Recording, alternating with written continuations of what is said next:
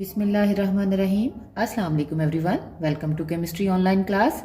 आज हम देखेंगे फिजिकल केमिस्ट्री और चैप्टर है हमारा क्वांटम मैकेनिक्स। और क्वांटम मैकेनिक्स के अंदर जो टॉपिक है आज हम डिस्कस करेंगे वो है जी दी डी ब्रोले हाइपोथेसिस या फिर डुअल नेचर ऑफ मैटर। ठीक है, सबसे पहले अगर हम देखें डुअल नेचर के बारे में, अगर हम देखें तो जैसा हम पहले भी बता चुके हैं, पिछले लेक्चर्स में भी देख चुके हैं कि डुअल नेचर का मतलब क्या है कि wave like and particle like दोनों नेचर्स जो हैं वो पाई जाती हैं। ठीक है, सबसे पहले अगर हम देखें तो आइंस्टाइन ने 1905 में कहा था कि जो लाइट रेडिएशन या इलेक्ट्रोमैग्नेटिक रेडिएशन जो हैं इनकी डुअल नेचर है। मतलब क्या है, ये वेव लाइक भी हैं और पार्टिकल लाइक भी हैं। ठीक है, दोनों टाइप का बिहेवियर शो करती हैं लाइट रेडिएशन, लाइक वेव भी एंड लाइक पार्टिकल भी। ठीक है, तो डी ब्रोले ने सोचा कि अगर हमारे पास जो रेडिएशन थी, लाइट थी, उसकी तो वैसे वेव लाइक प्रॉपर्टी होनी चाहिए। अगर रेडिएशन की पार्टिकल लाइक प्रॉपर्टी है तो इसका मतलब क्या हुआ, डी ब्रोले ने ये सोचा कि हमारे पास मेटीरियल पार्टिकल होंगे जिनकी under certain condition wave like property होगी, क्योंकि मेटीरियल पार्टिकल की पार्टिकल लाइक तो होगी। अब डिफरेंस कहां पे आएगा कि उनकी वेव लाइक प्रॉपर्टी भी होगी। तो इसने एक हाइपोथेसिस पेश किया। इसने कहा, डी ब्रोले ने 1923 में डी ब्रोले ने सजेस्ट किया कि जो मेटीरियल पार्टिकल हैं, जितने भी मूविंग पार्टिकल हैं, चाहे वो माइक्रोस्कोपिक हैं चाहे वो मैक्रोस्कोपिक हैं, मतलब चाहे छोटे साइज के हैं या बड़े साइज के हैं, जो भी पार्टिकल मूव कर रहा है उसकी डुअल नेचर होगी। मतलब वो वेव लाइक भी एक्ट करेगा और पार्टिकल लाइक भी एक्ट करेगा। अब आपको पता है जो बड़े पार्टिकल हैं, जिस तरह अगर हम एक बॉल ले लें, एक स्टोन ले लें, पार्टिकल नेचर तो उनकी है ही है। अब वेव लाइक नेचर उनकी कैसे पॉसिबल है? ठीक है, उस टाइम पे एक्सपेरिमेंट नहीं हुए थे, यहां तक जस्ट हाइपोथेसिस था कि इनकी हो सकती है। उसने कहा होगी जरूर, फिर आगे एक्सपेरिमेंट करके इसको वेरीफाई किया गया जी। उसके बाद अगर हम देखें इसकी डेरिवेशन इक्वेशन को ड्राइव करें तो हमारे पास है कि according to Planck's quantum theory, ठीक है, जो एनर्जी है फोटॉन की वो किसके इक्वल है, एच न्यू की। एच क्या है, प्लैंक्स कांस्टेंट है, न्यू क्या है, फ्रीक्वेंसी है, ई स्टैंड फॉर एनर्जी। ठीक है, अच्छा जी, ये किसकी एनर्जी है, फोटॉन की। अब उसके बाद अगर हम देखें तो हमारे पास है आइंस्टाइन का मैस एनर्जी रिलेशनशिप ही। आइंस्टाइन का मैस एनर्जी रिलेशनशिप वो क्या है, E is equal to M C square. E stand for energy, M क्या है, हमारे पास मैस है, सी क्या है, स्पीड ऑफ लाइट है। ये इक्वेशन 1 है, ये इक्वेशन 2 है। ठीक है, अब हम क्या करेंगे, इन दोनों इक्वेशन को कंपेयर करेंगे। किस किस इक्वेशन को, 1 को भी और 2 को भी, क्योंकि दोनों में क्या है, एनर्जी है। ठीक है, जब कंपेयर किया तो H nu is equal to M C square. ठीक, अब हमें पता है न्यू किसके इक्वल है, सी बाय लैम्डा के। जब सी बाय लैम्डा के इक्वल है तो हम क्या करेंगे, इस इक्वेशन को हम कहेंगे इक्वेशन नंबर 3। हम वैल्यू पुट करेंगे किसकी, न्यू की, कहां से, सी बाय लैम्डा से इस इक्वेशन में, इक्वेशन 3 में।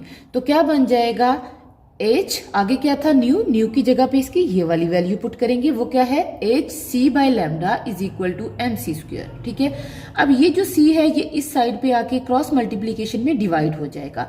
पीछे क्या बच जाएगा, H over lambda is equal to M C square divided by C। अब ये C इस C स्क्वेयर से कैंसिल आउट हो जाएगा। हमारे पास क्या आ जाएगा, H over lambda is equal to M C. ठीक है, अब इन दोनों को क्रॉस मल्टीप्लाई करें, इनकी पोजीशन चेंज कर दें तो lambda is equal to H over M C. Lambda क्या है, वेवलेंथ है, एच क्या है, प्लैंक्स कांस्टेंट है, एम मैस, ठीक है, सी क्या है, स्पीड ऑफ लाइट है।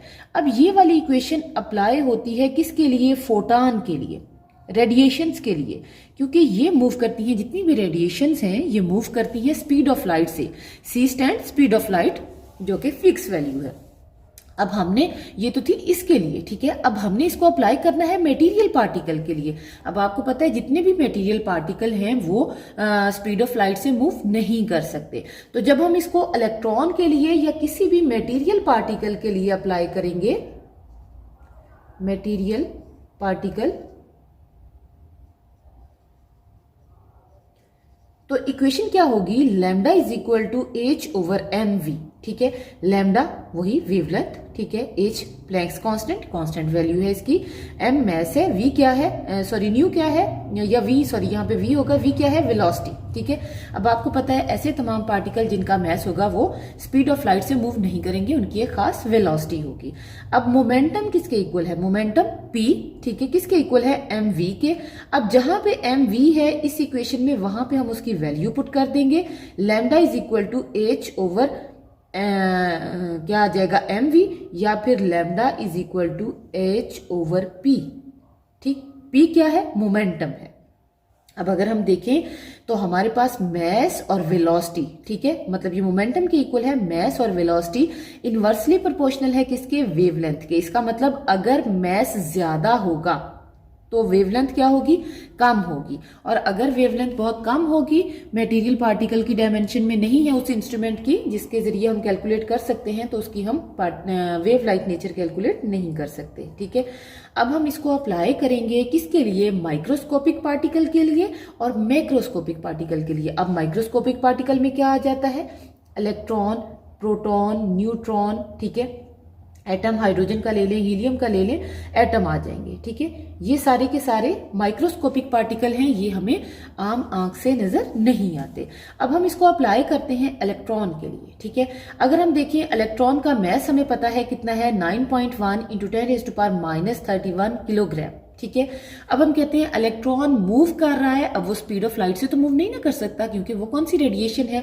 इलेक्ट्रॉन की वेलोसिटी कितनी है, 2.3 इंटू 10⁻6 मीटर पर सेकेंड, ठीक है।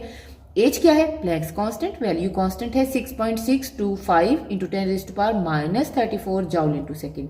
अब हम क्या करेंगे, इस इक्वेशन में वैल्यू पुट करेंगे, ठीक है। तो lambda is equal to H over M V, H क्या था 6.625 इंटू 10⁻34 डिवाइडेड बाय एम क्या है 9.1 इंटू 10⁻31 किलोग्राम, ठीक है, ये केजी में है, मल्टीप्लाई साथ में वेलोसिटी आ जाएगा क्योंकि नीचे क्या है, एम वी है, 2.3 इंटू 10⁻6। इन सब को जब मल्टीप्लाई करते हैं तो हमारे पास आंसर, डिवाइड करते हैं, आंसर आता है lambda is equal to 3.16 into 10⁻10 metre, ठीक है। अब आपको पता है कि -10 मीटर जो है ये किसके इक्वल होते हैं, 1 एंगस्ट्रॉम के। तो इसका मतलब क्या हुआ कि इसको हम रिप्लेस कर सकते हैं किसके साथ, एंगस्ट्रॉम के साथ, ठीक है। अब ये जो है इस पूरे की जगह पे हम क्या लिख सकते हैं, एंगस्ट्रॉम, ठीक। अब इतनी मेजरमेंट जो है यहां तक तो हम कर सकते हैं क्योंकि इसके साथ जो वेवलेंथ एसोसिएटेड है वो एक्सरे के करीब तरीन है, इसका मतलब इसको हम, इस वेवलेंथ को हम मेजर कर सकते हैं। हमारे पास ऐसे इंस्ट्रूमेंट हैं जो इस वेवलेंथ को मेजर कर सके। इसी तरह से प्रोटॉन की कैलकुलेट कर सकते हैं। आपको पता है प्रोटॉन का जो मैस होता है वो 1836 टाइम हैवियर होता है देन इलेक्ट्रॉन के। अब मैस ज्यादा 1836 टाइम हैवियर, इसका मतलब वेवलेंथ 1836 टाइम लेस होगी, ठीक है। इसी तरह से अगर हम देखें हीलियम के पार्टिकल को लें तो उनका उसी के अकॉर्डिंग आ जाएगा, ठीक है। अब ये तो थी बात किसकी, माइक्रोस्कोपिक पार्टिकल की, जो कि हमें माइक्रोस्कोप से नजर आते हैं, ठीक है, छोटे साइज के।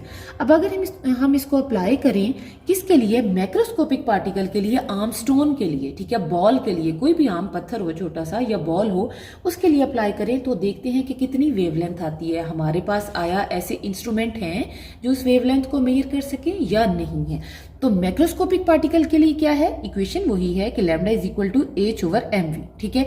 मैस हमारे पास कितना है, किसी भी चीज का हम ले लेते हैं, जो बॉल है इसका मैस है 1 ग्राम। अब आपको पता है मैस किस में लेना है, किलोग्राम में लेना है, तो इसका मतलब ये कितना हो जाएगा 10⁻³ किलोग्राम। 1 ग्राम किसके इक्वल है, 10⁻³ किलोग्राम के। वेलोसिटी, अब वो जो पत्थर था या बॉल था वो मूव कर रहा है किसके साथ, किस वेलोसिटी के साथ, 10 मीटर पर सेकेंड की वेलोसिटी के साथ। अब हम क्या करेंगे, उस इक्वेशन में वैल्यू पुट कर देंगे जो हमारे पास इक्वेशन थी जी। लैम्डा इज इक्वल टू, अब वैल्यू पुट करेंगे, सबसे पहले एच आ जाएगा, ये किसके इक्वल है 6.625 इंटू 10⁻34 डिवाइडेड बाय, अब मैस है, मैस कितना है 10⁻³ मल्टीप्लाई वेलोसिटी v, वो कितनी है 10। इन सबको जब मल्टीप्लाई करते हैं, डिवाइड करते हैं, हमारे पास आंसर आता है 0.66 इंटू 10⁻21 एंगस्ट्रॉम। अब देखें ये -21 एंगस्ट्रॉम है ये वाली वैल्यू। अब ये इतनी कम है कि हमारे पास कोई ऐसा इंस्ट्रूमेंट नहीं है जिससे हम इसको मेजर कर सके। तो हम इसीलिए कहते हैं कि हमारे पास जो बड़े ऑब्जेक्ट हैं, जो मैक्रोस्कोपिक ऑब्जेक्ट हैं, उनकी भी डुअल नेचर है। वो भी वेव लाइक भी हैं, पार्टिकल लाइक भी हैं, लेकिन उनकी वेवलेंथ, ये जो हमने वेवलेंथ ही कैलकुलेट की है ना, लेकिन उनकी वेवलेंथ इतनी कम है कि हम अभी तक ऐसा कोई इंस्ट्रूमेंट नहीं बना सके जिससे हम वेवलेंथ कैलकुलेट करें। इसलिए हम ये कहते हैं कि जो मैक्रोस्कोपिक पार्टिकल हैं उनकी पार्टिकल नेचर है, लेकिन एक्चुअली उनकी वेव नेचर भी है। जबकि जो माइक्रोस्कोपिक पार्टिकल हैं इनकी दोनों हम फाइंड आउट कर लेते हैं, पार्टिकल लाइक भी और वेव लाइक भी।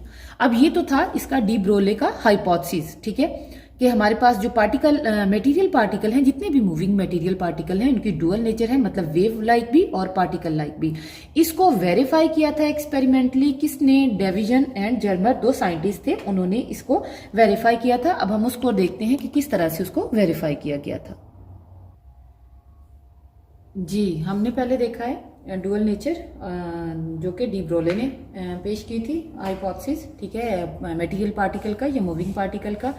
हमने कहा था कि डी ब्रोले ने कहा था कि जो हमारे पास मटेरियल पार्टिकल हैं इनकी डुअल नेचर है, जितने भी मूविंग मटेरियल पार्टिकल हैं इनकी डुअल नेचर है, ठीक है, डुअल नेचर, वेव लाइक भी और पार्टिकल लाइक भी। पार्टिकल तो वो पहले थे, पार्टिकल लाइक नेचर तो उनकी थी ही। अब हमने प्रूफ क्या करनी है? Wave like nature. अब वेव लाइक नेचर को प्रूफ करने के लिए दो साइंटिस्ट थे, डेविजन एंड जर्मर। इन दोनों ने 1927 में एक्सपेरिमेंट परफॉर्म किया जो कि एक्सप्लेन करता है किसको? डुअल नेचर किसकी? मटेरियल पार्टिकल की, ठीक है। मतलब डी ब्रोले का जो हाइपोथेसिस था उसको एक्सपेरिमेंटली वेरीफाई किया गया और इस बेस पे इनको नोबेल प्राइज दिया गया। इन्होंने कहा कि इलेक्ट्रॉन जो है वो बिहेव करेंगे लाइक अ वेव और उनकी डायफ्रैक्शन होगी जब ये निकल क्रिस्टल के ऊपर टकराएंगे, ठीक है। अब हम देखते हैं कि किस तरह से, अगर हम देखें, ये मैंने सबसे पहले एक्सपेरिमेंटल प्रोसीजर लिखा है कि इसके अंदर क्या क्या है। सबसे पहले ये है हमारे पास हीटेड टंगस्टन फिलामेंट। अब टंगस्टन फिलामेंट क्या है? ये सोर्स है किसका? इलेक्ट्रॉन का, सोर्स ऑफ इलेक्ट्रॉन है ये इलेक्ट्रॉन प्रोड्यूस करेगा, ठीक है। अब इसको जब हीट करेंगे, बैटरी अप्लाई करेंगे, वोल्टेज देंगे, ठीक है, हीट करेंगे तो आपको पता है हीट करने से इलेक्ट्रॉन एनर्जी गेन करेंगे तो आयोनाइजेशन एनर्जी भी आप लोग पढ़ चुके हो। इलेक्ट्रॉन में क्या करेंगे? अपनी एनर्जी को यूज करेंगे बाइंडिंग फोर्सेस से डिटैच करने के लिए और फिर वो एमिट हो जाएंगे। अब यहाँ पे इलेक्ट्रॉन एमिट हो गए इस तरह से, ठीक है, डिफरेंट डायरेक्शन में है। सब पे क्या चार्ज है? नेगेटिव है। कहां से एमिट हुए? इस हीटेड टंगस्टन फिलामेंट से। अब ये इलेक्ट्रॉन एमिट हो गए, डिफरेंट डायरेक्शन में मूव कर रहे हैं, कोई ऊपर है कोई नीचे है, एक बीम की फॉर्म में नहीं है। अब हम क्या करेंगे? आगे चार्ज्ड प्लेट रखी हुई है, ये यहाँ पे इलेक्ट्रिक फील्ड अप्लाई करेंगे, ये है पॉजिटिव प्लेट। अब आपको पता है इलेक्ट्रॉन पे चार्ज क्या था? नेगेटिव। यहाँ पे क्या चार्ज है? इस सारे पे पॉजिटिव। ये जो ऊपर वाला इलेक्ट्रोड है इस पे क्या चार्ज है? पॉजिटिव चार्ज है। अब जितने भी इलेक्ट्रॉन हैं इन ऑपोजिट चार्जेस में आपको पता है अट्रैक्शन होती है, ये सारे के सारे इधर आएंगे, जहां पे भी थे ऊपर नीचे जिस भी लाइन में थे वो सारे यहाँ पे आ जाएंगे। जब यहाँ पे आ जाएंगे तो ये एक बीम की सूरत इख्तियार कर लेंगे, एक बीम की फॉर्म में आ जाएंगे। आगे हम इसको गुजारेंगे एक स्लिट में से, ये है स्लिट, ये क्या है? स्लिट है। ये भी क्या प्रोड्यूस करेगी? ये इसको बीम की फॉर्म में, जो फर्दर एक या दो लाइन होगी उसको एक लाइन में कन्वर्ट कर देगी, मतलब एक इलेक्ट्रॉन की बीम बना देगी, ठीक है, समझ आ गई। यहाँ पे जो पोटेंशियल अप्लाई होता है उसको हम कहते हैं वी वोल्ट। ये एक्सेलरेटेड पोटेंशियल है, ये एक्सेलरेट करता है किसको? इन इलेक्ट्रॉन्स को, कि वो इस साइड पे बीम की फॉर्म में आए, ठीक है। अब इलेक्ट्रॉन इस स्लिट में से गुजरे, स्लिट में से गुजरने के बाद उनकी बन गई बीम, ठीक है, ये बीम की फॉर्म में आगे जाएंगे। आगे यहाँ पे हमने रखी हुई है nickel crystal. Division and Germer ने, उन्होंने डिफरेंट के साथ एक्सपेरिमेंट परफॉर्म किया होगा, आपके सिलेबस में जो है वो निकल क्रिस्टल के साथ है, ठीक है। यहाँ पे पड़ी हुई है डेविजन एंड जर्मर ने जो किया था एक्सपेरिमेंट परफॉर्म, जिस क्रिस्टल के साथ किया था ये है निकल क्रिस्टल। यहाँ पे ये निकल क्रिस्टल के साथ टकराएंगे। जब टकराएंगे तो आपको पता है डिफरेंट एंगल पे उनकी डिफ्रैक्शन होगी, ठीक है। यहां से ये इस साइड पे जाएंगे, इस साइड से, ये बाद में समझाती हूं। यहां पे ये लगा हुआ है एक सर्कुलर स्केल, ठीक है। इस सर्कुलर स्केल के साथ अटैच है डिटेक्टर, ठीक है। ये डिटेक्टर जो है ये इसके साथ अटैच है, ये इन दोनों के बीच में गैप नहीं है, ये डिटेक्टर इसके साथ अटैच है और ये सर्कुलर स्केल पे मूव कर सकता है, ठीक है। और डिटेक्टर अटैच है आगे गैल्वानोमीटर के साथ, जो जिसकी निडल जो है वो डिफ्लेक्शन शो करेगी जब करंट गुजरेगा, ठीक है। अब होगा क्या, ये है सर्कुलर स्केल, ठीक है। इस सर्कुलर स्केल के ऊपर ये डिटेक्टर मूव कर सकता है, इसको यहाँ पे भी ले जा सकते हैं, यहाँ इस साइड पे भी ले जा सकते हैं, ताकि हम मैक्सिमम डिटेक्शन कर सकें किसकी, इन इलेक्ट्रॉन्स की। अब आपको पता है इलेक्ट्रॉन जब इस मेटल के साथ टकराए तो वो एक ही डायरेक्शन में तो नहीं जाएंगे, डिफरेंट वेवलेंथ के होंगे, वो डिफरेंट डायरेक्शन में उनकी डिफ्लेक्शन होगी, वो डिफरेंट साइड पे जाएंगे, ठीक है, इधर इधर इधर। अब हम क्या करेंगे, इस डिटेक्टर को रोटेट करेंगे, मूव करवा के इधर लाएंगे और यहाँ पे जितने जितने इलेक्ट्रॉन आए उसकी इंटेंसिटी से हमें पता चल जाएगा कि यहाँ पे कितने आए, इस साइड पे कितने आए। इस तरह से हम क्या करेंगे, डिटेक्ट कर लेंगे किसको, बीम ऑफ इलेक्ट्रॉन को, जो कि यहाँ से आई, यहाँ से टकराने के बाद आई और वो डिफरेंट एंगल थीटा पे आई, तो उसके अकॉर्डिंग उसको हम डिटेक्ट कर लेंगे। हमारे पास जो इलेक्ट्रॉन डिटेक्टर है इसके दो चैम्बर हैं, दो लेयर हैं, ये अंदर वाली लेयर है सी और ये बाहर वाली लेयर है डी, और दोनों एक दूसरे से सेपरेट आउट है, ठीक है। अच्छा जी, अब ये गैल्वानोमीटर क्या करेगा, इसकी निडल जो है वो रोटेट करेगी और उस रोटेशन से हमें पता चल जाएगा कि इलेक्ट्रॉन किस साइड पे ज्यादा हुए, इस साइड पे ज्यादा हुए या इस साइड पे ज्यादा हुए। जिस साइड पे ज्यादा होंगे वहां से क्या होगा, वहां पे हमारे पास कंस्ट्रक्टिव इंटरफेरेंस होगा और जिस साइड पे कम होंगे वहां पे डिस्ट्रक्टिव इंटरफेरेंस होगा।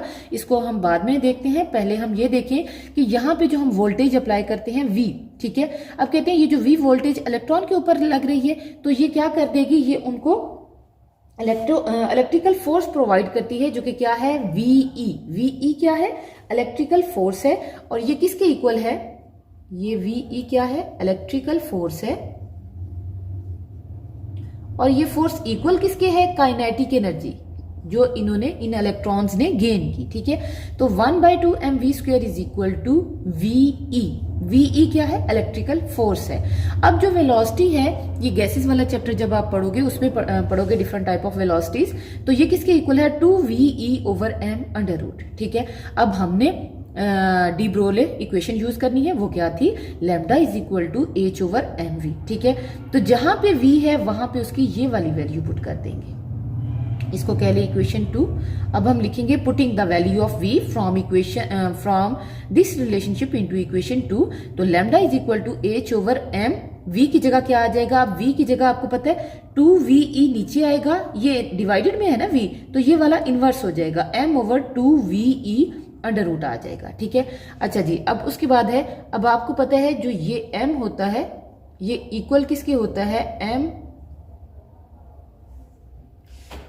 जो हमारे पास सिंपल m है ये m² मल्टीप्लाई m², इसके इक्वल है। मतलब m²√, इसको काट दें तो ये किसके इक्वल आ जाता है, m के। इसका मतलब क्या हुआ कि हमने क्या यूज करनी है, ये वाली वैल्यू यूज करनी है, ठीक है। इस वैल्यू को इस इक्वेशन में पुट करेंगे, इसको कह लें इक्वेशन 3, ठीक है, इसको कह लें इक्वेशन 4। अब putting the value of m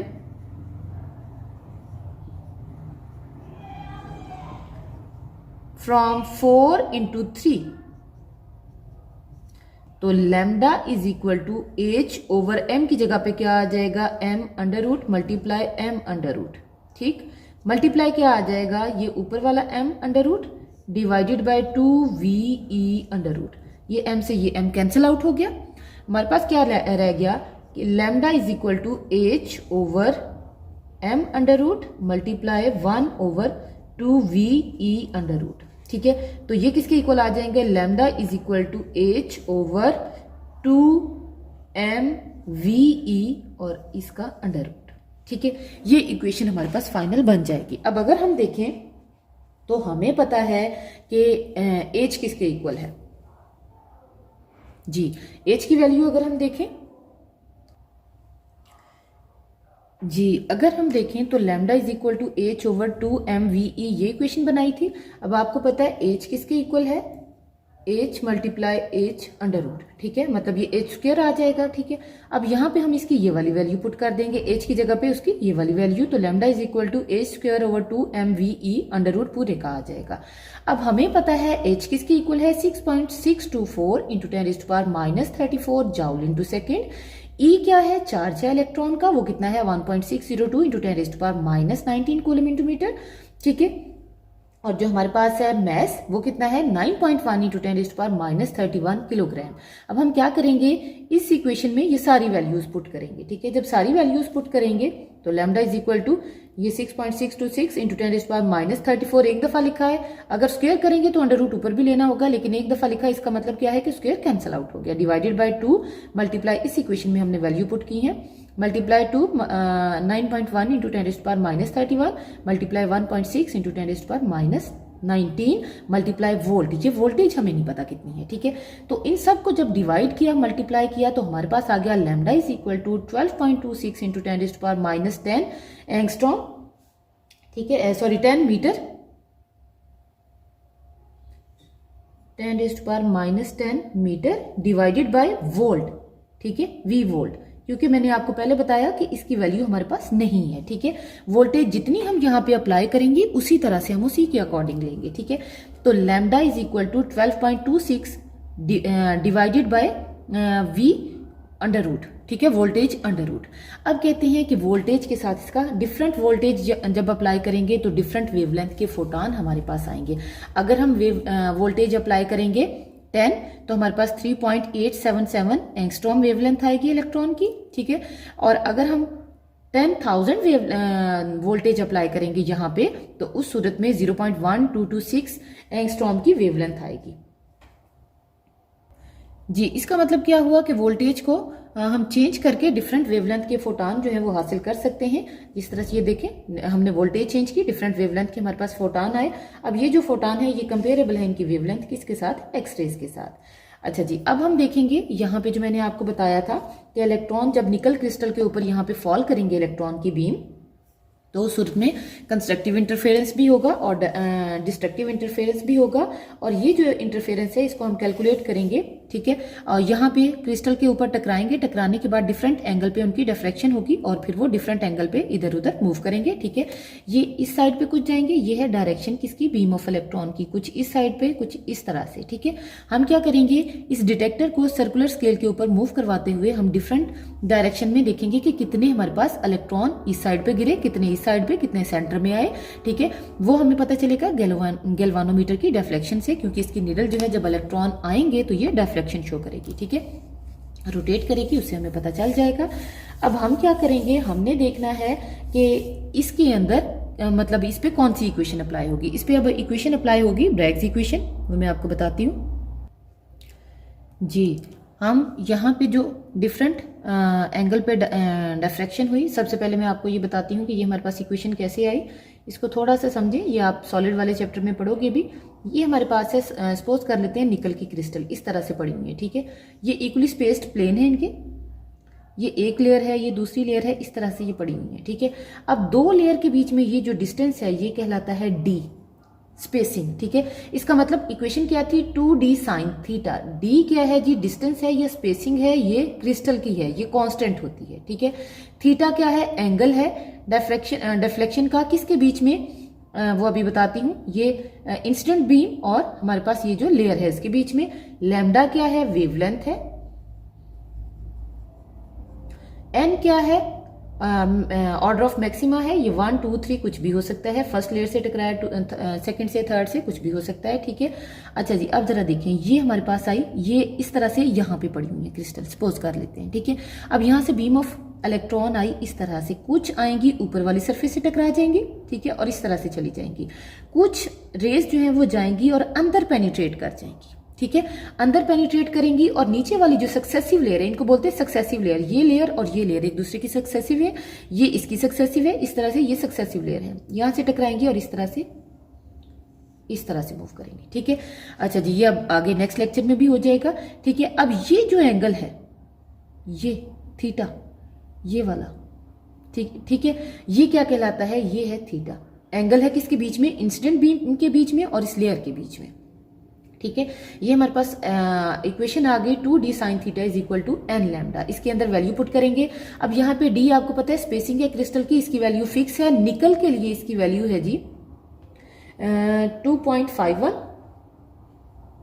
ठीक है, ये फिक्स है। अच्छा जी, अब लैम्डा हमने कैलकुलेट करना था, ठीक है। थीटा हम यहाँ से कैलकुलेट करेंगे रोटेट करवा के, कि कहाँ से हमारे पास रोटेशन हुई, रोटेशन से किस साइड पे हमारे पास बीम जो आई वहाँ से, और 2 कांस्टेंट क्वांटिटी है, ठीक है। तो हमारे पास आ जाएगी क्या, वेवलेंथ, ठीक है। ये सारी चीजें नोन हो जाएंगी, वेवलेंथ आ जाएगी, वो वेवलेंथ जो है वो गिवन वेवलेंथ से कहते हैं कंपेरेबल होगी। अब ये था जी एक्सपेरिमेंट किसका। अब अच्छा जी, अब यहाँ पे अगर हो गया इन वेव्स के बीच में कंस्ट्रक्टिव इंटरफेरेंस, तो ज्यादा लाइट हमें ज्यादा बीम नजर आएगी, अगर डिस्ट्रक्टिव इंटरफेरेंस हो गया तो कम बीम नजर आएगी। अच्छा जी, अब ये तो था हमारे पास इसके एक्सपेरिमेंट, ठीक है। अच्छा जी, अब जरा देखें ये किसको सपोर्ट कर रहा है, ये सपोर्ट कर रहा है वेव नेचर को। ये किसको सपोर्ट कर रहा है, वेव नेचर। किसकी वेव नेचर, इलेक्ट्रॉन की, ठीक है। इसी बेस पे वेव नेचर ऑफ इलेक्ट्रॉन को ये सपोर्ट कर रहा है। इसी बेस पे डिवीजन और जर्मर दोनों को नोबेल प्राइज दिया गया था, ठीक है। अब कहते हैं ये तो हमें पता चल गया कि एक्सपेरिमेंटली प्रूफ हो गया कि इलेक्ट्रॉन की वेव लाइक नेचर है। अब इलेक्ट्रॉन की पार्टिकल लाइक नेचर भी है। इलेक्ट्रॉन की वेव लाइक तो है ही है, यहां पे हम लिखते हैं इलेक्ट्रॉन वेव लाइक नेचर, जो कि अभी हमने देखी। अब नेक्स्ट है इसकी डुअल नेचर है ना, तो पार्टिकल लाइक नेचर, दोनों हो सकती है ना। तो अब पार्टिकल नेचर जो है इसको हमने देखना है। पार्टिकल नेचर को अगर आप देखो तो अगर आपको याद हो, आपने पढ़ा था कि इलेक्ट्रॉन की जो बीम है ये पेडल व्हील को रोटेट कर देती है। इसका मतलब क्या हुआ, ये क्या है, मटेरियल पार्टिकल है, इनका मोमेंटम है। जब ये टकराते हैं तो अपनी एनर्जी वो पेडल को ट्रांसफर करते हैं और वो रोटेट करने लग जाता है, ठीक है। तो इसका मतलब क्या हुआ कि इसकी जो पार्टिकल नेचर है वो प्रूफ हुई थी कहां से, ये रोटेट करेंगे किसको, पेडल व्हील को।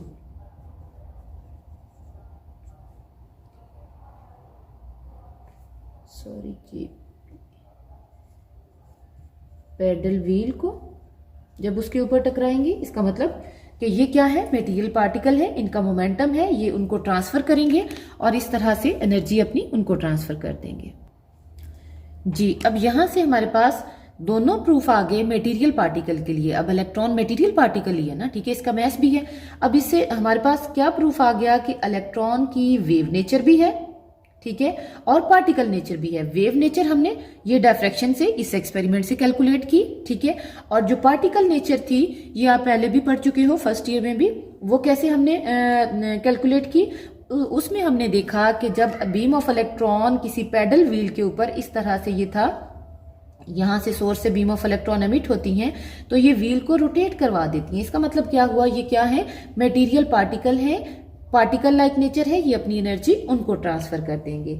ये था जी हमारे पास वेव पार्टिकल डुअलिटी, किसकी, मैटर की, नॉट रेडिएशन। रेडिएशन की पहले प्रूफ हो गई थी, ये मैटर की है। इसी के साथ हमारा आज का लेक्चर खत्म हुआ। अगर आपको लेक्चर अच्छा लगा हो तो इसे लाइक जरूर कीजिएगा। अपना बहुत सारा ख्याल रखिएगा। अल्लाह हाफिज।